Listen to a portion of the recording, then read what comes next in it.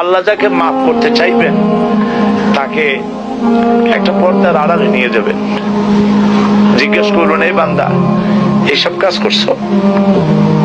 এখন আল্লাহ জিজ্ঞেস করতেছেন, সে তো ভয়তে অস্থির হয়ে যাবে, কেন্দ্রে পাগল হয়ে যাবে, আল্লাহ করে ফেলছি, আমার মাফ করে দাও।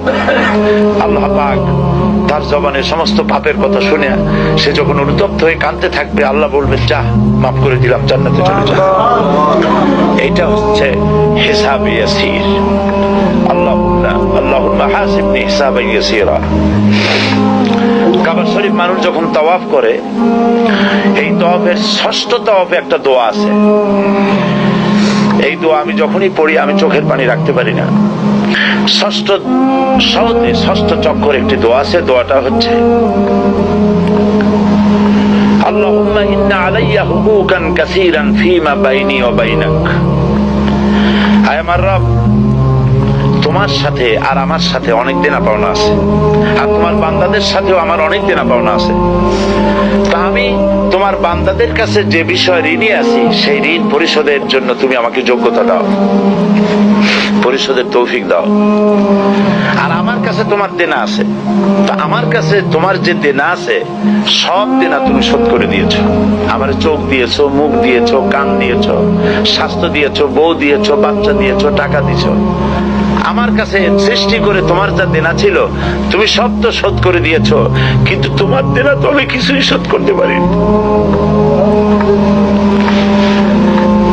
তোমার দেনা আমার শোধ করার একটা পথ আছে মাবুদ, সেই পথটা হলো তুমি আমার মাফ করে দাও।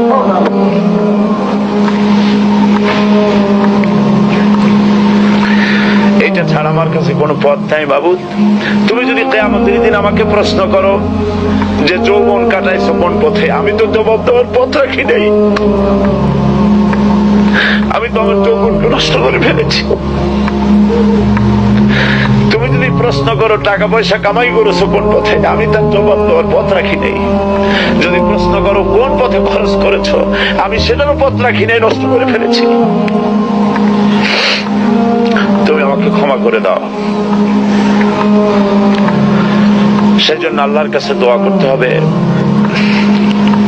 রব্বানা আতিনা ফিদ দুনিয়া হাসানাতান ওয়া ফিল আখিরাতি হাসানা ওয়া কিনা আযাবান নার ওয়া আদখিলনাল জান্নাতা মাআল আবরার ওয়া আদখিলনাল জান্নাতা বিগাইরি হিসাব। আল্লাহ, তোমার নেককার বান্দাদের সাথে আমাকে জান্নাত দিও, আর তুমি দয়া করে কিয়ামতে আমার কোনো হিসাব নিও না।